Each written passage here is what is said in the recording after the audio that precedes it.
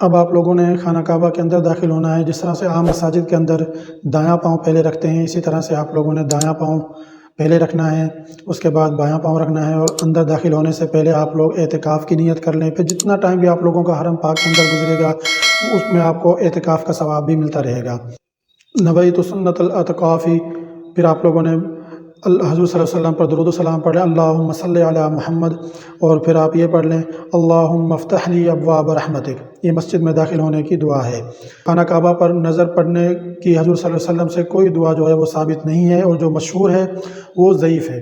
حضرت عمر رضی اللہ تعالیٰ عنہ اور حضرت سعد بن مسیب رضی اللہ تعالیٰ عنہ سے ایک دعا ثابت ہے، اور وہ دعا یہ ہے، اللہم انت السلام و منک السلام فحینا ربنا بالسلام۔ اے اللہ تو سلامتی ہے اور تجھ ہی سے سلامتی ہے، اے ہمارے رب ہمیں سلامتی کے ساتھ زندہ رکھ۔ ابن عباس رضی اللہ تعالیٰ عنہ سے روایت ہے کہ آپ دونوں ہاتھ اٹھا کر دعا کیا کرتے تھے، تو اب آپ لوگ جو چاہیں وہ دعا کر سکتے ہیں۔ اچھا، جب آپ لوگ خانہ کعبہ کے اندر آئے ہیں، اگر آپ لوگوں کی کوئی نماز رہتی تھی تو پہلے آپ کو فرض نماز ادا کریں، اگر آپ لوگوں کی کوئی فرض نماز نہیں تھی تو آپ لوگ آتے ہی طواف شروع کریں۔ طواف کے لیے طہارت جو ہے وہ لازمی ہے، باوضو آپ لوگوں نے طواف کرنا ہے۔ اگر حائضہ عورت جو ہے وہ ابھی طواف نہ کرے اور اپنے ایام ختم ہونے کا انتظار کرے، اس کے بعد وہ طواف کرے۔ طواف کا کوئی وقت مقرر نہیں ہے، جس وقت مرضی آپ طواف کر سکتے ہیں۔ اس کے بعد آپ لوگوں نے مطاف کے اندر آنا ہے۔ مطاف خانہ کعبہ کا وہ ایریا ہوتا ہے جو خانہ کعبہ کے ارد گرد کا ایریا ہے سفید، جس میں لوگ چلتے ہیں، چکر لگاتے ہیں، طواف کرتے ہیں۔ تو اس جگہ پر آپ لوگوں نے آنا ہے۔ آپ لوگ اپنا دایاں کندھا جو ہے یہ احرام کی چادر سے نکال لیں، اور احرام کی چادر اس کے نیچے سے گزار کر بائیں کندھے پر ڈال لیں۔ اس کو اضطباء کہتے ہیں، یعنی کہ دائیں کندھے کو احرام کی چادر سے باہر نکالنا، دائیں کندھے کو ننگا کر کے رکھنا۔ 7 چکروں کے اندر اس کو اضطباء کہتے ہیں، اور پہلے 3 چکروں میں آپ لوگوں نے رمل کرنا ہے۔ رمل کیا ہے کہ اس میں آہستہ آہستہ پہلوانوں کی طرح دوڑنا ہوتا ہے، لیکن آج کل عمومی طور پر لوگ اس کو نہیں کرتے، جبکہ یہ سنت ہے اور یہ عمل جو ہے وہ کرنا چاہیے۔ تو رمل اس طرح سے آپ لوگوں نے کرنا ہے، یوں کندھے ہلاتے ہوئے پہلوانوں کی طرح آرام آرام سے، تھوڑا آرام سے یعنی کہ چلنا ہے، لیکن رش کی وجہ سے دوسرے لوگوں کو دھکے نہ لگیں، اور جتنا قریب کو ہو سکے خانہ کعبہ کے طواف کرنا ہے۔ اگر رش کی وجہ سے وہاں پر آپ لوگوں کو جگہ نہ ملے، مشکلات پیش آئیں، تو تھوڑا دور ہو کر بھی کر لیں تو بھی کوئی مسئلہ نہیں ہے۔ پیدل طواف کرنا جو ہے وہ افضل ہے، لیکن اگر کسی مجبوری کی وجہ سے پیدل نہ کر سکیں تو پھر آپ لوگ ویل چیئر پر بھی طواف اور سعی کر سکتے ہیں۔ لیکن اگر آپ لوگ کے ساتھ آپ کے ماں باپ ہیں اور آپ لوگوں کے اندر ہمت موجود ہے، جوان ہیں، تو ایک چیز کا خیال رکھیے کہ اپنے ماں باپ کو اپنے کندھوں پر بٹھا کر طواف کروائیں، اس کا بہت زیادہ اجر ہے۔ اور یہ آپ لوگوں کو، اور اس وقت جو ماں باپ کے دل سے آپ لوگوں کے لیے دعائیں نکلیں گی، اور اس مبارک جگہ پر انشاءاللہ وہ لازمی قبول ہوں گی، اور یہ بہت ہی اونچا ایک عمل ہے۔ اچھا، طواف کے دوران ایک اور چیز کو آپ لوگوں نے مد نظر رکھنا ہے کہ اپنا جو سینہ ہے یہ آپ لوگوں نے قبلے کی طرف رخ کر کے نہیں چلنا، اور نہ آپ لوگوں نے اپنی پیٹھ جو ہے یہ قبلے کی طرف کر کے چلنی ہے، یعنی کہ نہ پیٹھ کرنی ہے، نہ سینہ قبلے کی طرف کرنا ہے۔ اگر ان دونوں صورتوں میں آپ لوگوں نے کچھ فاصلہ طے کیا ہے، یعنی طواف کیا ہے، تو یہ یاد رکھنا کہ وہ طواف کا حصہ آپ لوگوں کو دوبارہ ادا کرنا ہوگا۔ اور یہ یاد رکھنا کہ اگر طواف نہ ہوا تو عمرے کے 2 ہی فرض ہیں، ایک جو ہے وہ احرام اور دوسرا طواف۔ تو اگر طواف نہ ہوا تو پھر یہ فدیہ وغیرہ دینے سے بھی، دم دینے سے بھی ادا نہیں ہوگا۔ اس لیے اگر آپ لوگوں نے ایسا کیا تو آپ لوگوں کو جگہ یاد ہو تو آپ لوگ الٹے پاؤں پیچھے ہٹیں اور دوبارہ وہاں سے اس کو کنٹینیو کریں۔ لیکن اگر پیچھے ہٹنے کا موقع نہ ملے، رش زیادہ ہو، تو ایک چکر پورا لگا کے پھر دوبارہ اس جگہ پہ آپ لوگوں نے چلنا ہوگا، پھر آپ لوگوں کا طواف جو ہے وہ مکمل ہوگا۔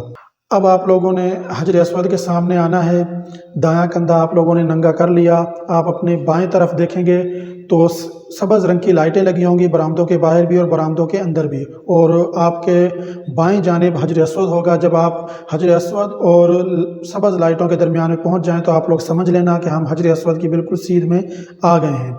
اب اس کا طریقہ کار کیا ہے کہ حدیث کے اندر ہے کہ حجر اسود کو بوسہ دے کر اس کا استلام کرنا ہے، لیکن رش کی وجہ سے آپ لوگ وہاں پر بوسہ نہیں دے سکیں گے۔ حجر اسود کو خوشبو بھی لگی ہوتی ہے، تو وہ خوشبو آپ کے احرام میں لگے گی، اس لیے اگر آپ بوسہ نہ دے سکیں تو پھر حدیث شریف میں ہے کہ آپ لوگوں نے اس کو چھڑی سے یا ہاتھ کے اشارے سے ہاتھ ٹچ کر کے اس کا استلام کرنا ہے۔ تو رش کی وجہ سے آپ لوگ یہ بھی نہیں کر سکیں گے، تو پھر حدیث شریف میں ہے کہ اگر آپ یہ بھی نہ کر سکیں تو پھر دور سے ہی دونوں ہاتھ اٹھا کر، جس طرح نماز میں ہم ہاتھ اٹھاتے ہیں، اس طرح سے بسم اللہ واللہ اکبر، اس طرح سے اس کا بسم اللہ واللہ اکبر، اس طرح سے اس کا استلام کرنا ہے اور اپنا طواف جو ہے وہ شروع کر دینا ہے۔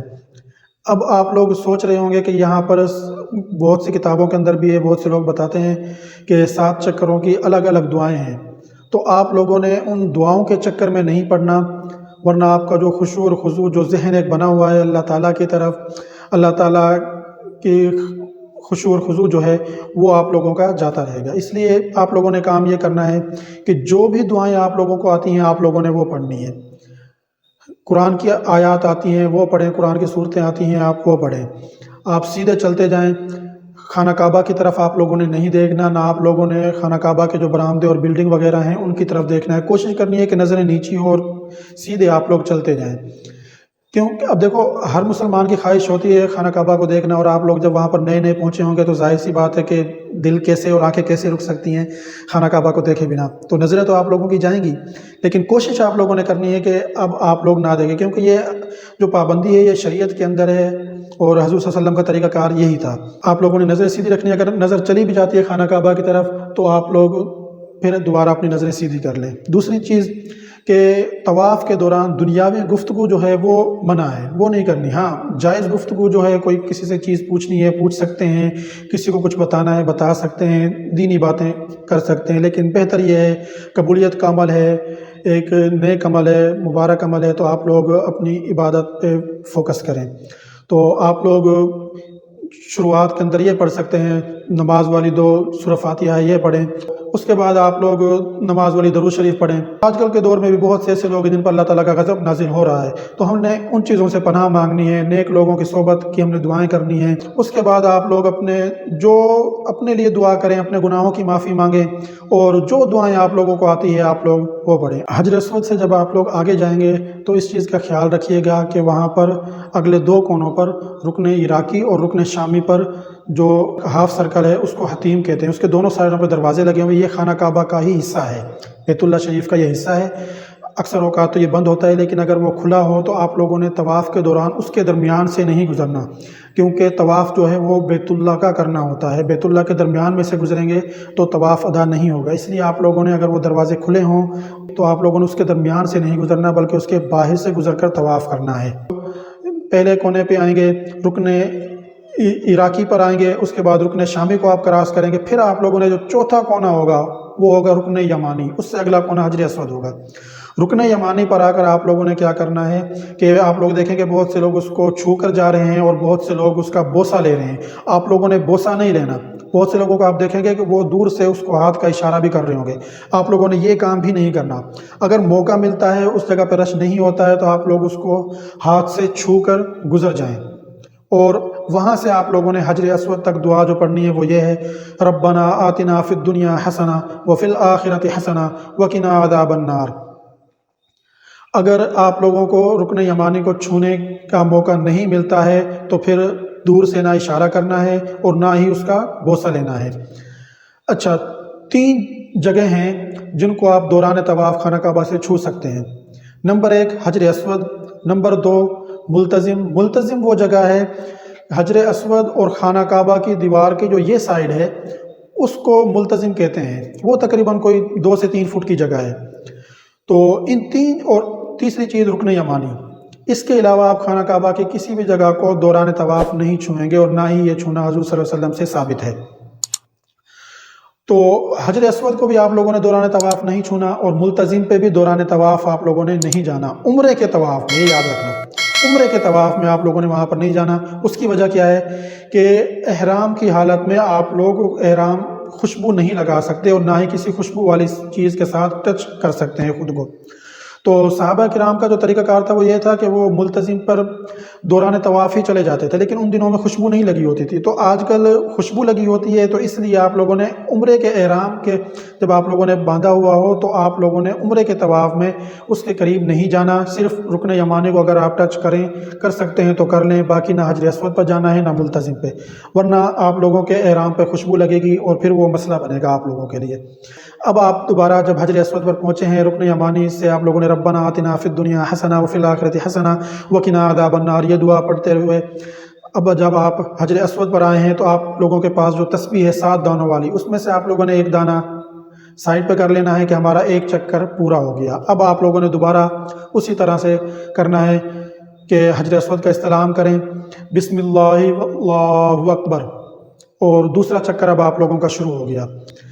اگر دوران طواف نماز کا ٹائم ہو جاتا ہے تو جیسے ہی اذان ہوگی آپ لوگ ادھر ادھر دیکھ کر اپنی صف میں کھڑے ہو جائیں، کیونکہ اگر صف بندی ہو گئی اور آپ کو جگہ نہ ملی تو یہ یاد رکھیے گا پھر آپ کو باہر بھی جانا پڑ سکتا ہے اگر رش زیادہ ہوا تو، کیونکہ کوئی بھی اپنی جگہ پہ کسی کو کھڑا ہونے نہیں دے گا۔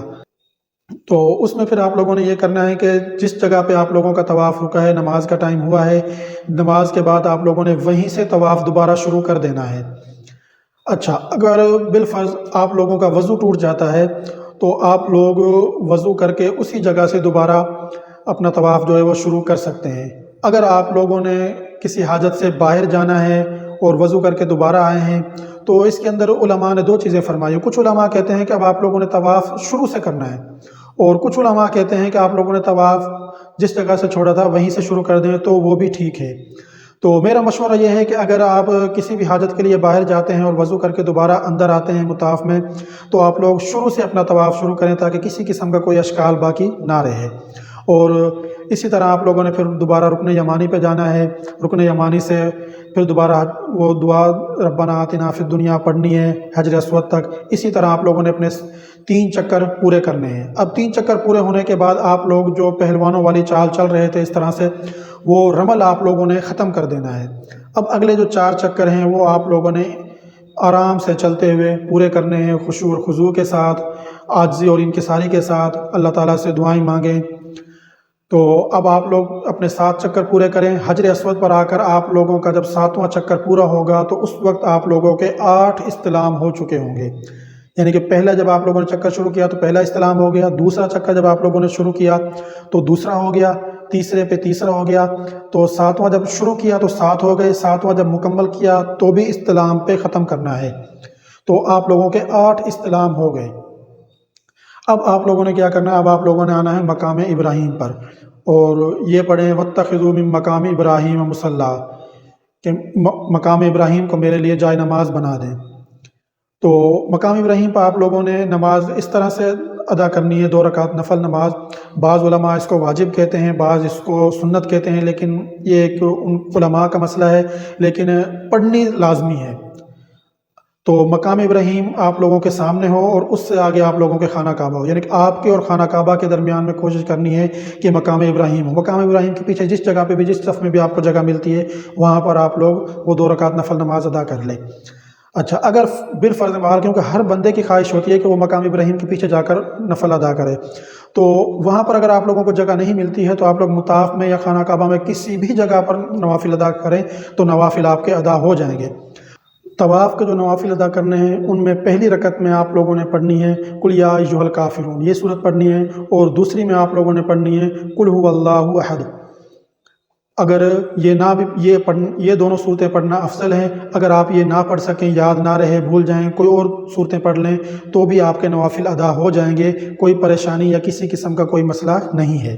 عصر اور مغرب کے درمیان سجدے والی عبادت نہیں کر سکتے۔ اسی طرح سے صبح فجر کے بعد اشراق تک، جب تک سورج نہ نکل آئے اس وقت تک آپ لوگ سجدے والی عبادت نہیں کر سکتے۔ اس وقت اگر آپ لوگوں کا طواف مکمل ہوتا ہے پھر بھی آپ طواف والے نوافل جو ہیں وہ سورج نکلنے کے بعد ادا کریں۔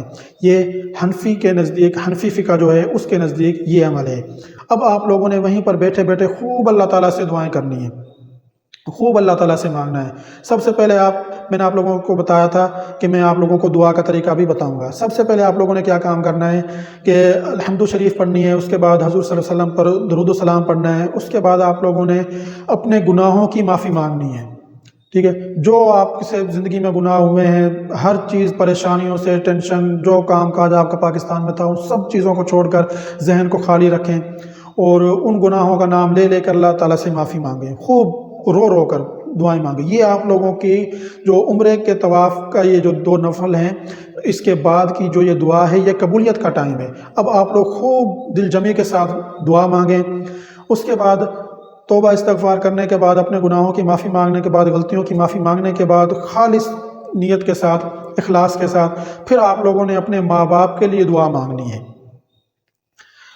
اگر ماں باپ آپ کے زندہ ہیں تو ان کی صحت و تندرستی کے لیے دعائیں مانگیں، اگر فوت ہو گئے ہیں تو ان کی مغفرت کی دعا مانگیں، کیونکہ میں نے ایک جگہ پر پڑھا تھا کہ وہ دعا کبھی رد نہیں ہوتی جس میں توبہ استغفار، حمد و ثنا کے بعد اور درود و سلام کے بعد توبہ استغفار اور ماں باپ کے لیے دعا کی جائے، وہ دعا کبھی رد نہیں ہوتی۔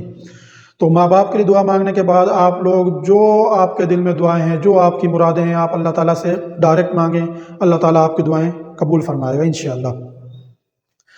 ملک پاکستان کے لیے دعا کریں، فلسطین کے مسلمانوں کے لیے دعا کریں، اور جہاں بھی مسلمانوں پہ ظلم ہو رہا ہے ان کے لیے دعا کریں، امت مسلمہ کو دعاؤں میں یاد رکھیں، اور اپنے لیے جتنی ہو سکے دعائیں مانگیں۔ دعائیں مانگنے کے بعد اب آپ لوگوں نے آب زمزم کے کولروں کی طرف جانا ہے۔ اگر تو حجر اسود کے سامنے برآمدوں کے ساتھ کولر رکھے ہوں پانی کے تو ٹھیک ہے، اگر وہاں پر نہ ہوں تو مقام ابراہیم سے تھوڑا سا آگے چلیں گے تو دائیں طرف اندر کی جانب رستہ جاتا ہے، وہاں پر کولر رکھے ہوتے ہیں۔ آپ لوگوں نے وہاں جا کر خوب سیر ہو کر پانی پینا ہے، اور پانی پینے کے بعد آپ لوگوں نے سر پہ بھی پانی ڈالنا ہے۔ یہ حضور صلی اللہ علیہ وسلم کی سنت ہے کہ حضور صلی اللہ علیہ وسلم سر پر پانی ڈالتے تھے۔ دوسرا یہ کہ مریضوں پر پانی چھڑکتے بھی تھے اور مریضوں کو پانی پلاتے بھی تھے، یہ حدیث میں ہے۔ اور جس مراد کے ساتھ، جس نیت کے ساتھ آپ لوگ آب زمزم پئیں گے، انشاءاللہ آپ لوگوں کی وہ مراد بھی پوری ہوگی۔ مثال کے طور پر آپ کے جسم کے اندر کوئی بیماری ہے، آپ اس کو مد نظر رکھتے ہوئے آب زمزم پئیں، انشاءاللہ آپ لوگوں کو شفا ملے گی، کیونکہ اس کے اندر بہت سی خوبیاں ہیں۔ یہ وہ پانی ہے کہ جو انسان کی بھوک کو بھی ختم کرتا ہے۔ اماں ہاجرہ اور حضرت اسماعیل علیہ السلام نے 5 دن تک یہ پانی پیا تھا، اور اللہ تعالیٰ نے ان کی بھوک بھی اسی پانی سے ختم کی تھی۔ تو اس کے اندر بہت خاصیت ہے، یہ دنیا کا سب سے اعلیٰ پانی ہے۔ تو جتنا ہو سکے آپ لوگ پئیں۔ آپ لوگوں کے پاس بوتل ہوگی، آپ جب اپنی ہوٹل میں جائیں تو اپنی بوتل بھر کے لے کے جائیں، وہاں پر بھی آپ لوگ یہی پئیں۔ اچھا، اب آپ لوگوں نے کیا کام کرنا ہے کہ اب آپ کا ایک استلام رہ گیا ہے، وہ 9واں استلام ہوگا۔ اگر آپ دوبارہ مطاف میں جا سکتے ہیں، حجر اسود تک پہنچ سکتے ہیں، رش کم ہو تو آپ لوگ وہاں سے 9واں استلام کریں۔ لیکن اگر پولیس والے جو شرطے وہاں پر کھڑے ہوتے ہیں آپ لوگوں کو دوبارہ مطاف میں اس راستے سے نہ جانے دیں، تو آپ لوگوں نے پریشان نہیں ہونا بالکل بھی۔ جہاں سے آپ لوگوں نے پانی پیا ہے وہیں سے آپ لوگ صفا کے راستے پہ چلے جائیں۔ لوگ اوپر چڑھ رہے ہوں گے، آپ لوگ بھی چڑھ جائیں۔ جب آپ لوگ بالکل فرسٹ فلور پہ جائیں گے تو آپ لوگ دیکھیں گے کہ وہاں پر سامنے بالکل سبز لائٹیں لگی ہوئی ہیں۔ آپ لوگوں نے سبز لائٹوں کے سیدھ میں آنا ہے، اور وہاں سے آپ لوگوں نے 9واں استلام کرنا ہے۔ اگر آپ لوگوں کو میری یہ ویڈیو پسند آئی ہے تو اس کو لائک اور شیئر کر دیں، میرے چینل کو سبسکرائب کر لیں، اور بیل والی بٹن پر کلک کر دیں تاکہ میری ہر نئی آنے والی ویڈیو آپ لوگوں تک پہنچتی رہے۔ اس کے علاوہ اگر آپ لوگ عمرے کا مکمل طریقہ سیکھنا چاہتے ہیں تو میری اس ویڈیو کو دیکھیں، اور اگر آپ لوگوں نے ریاض الجنہ کا پرمٹ لینے کا طریقہ سیکھنا ہے، نسک پر کس طرح سے رجسٹرڈ ہونا ہے، تو اس ویڈیو کو آپ لوگ دیکھیں۔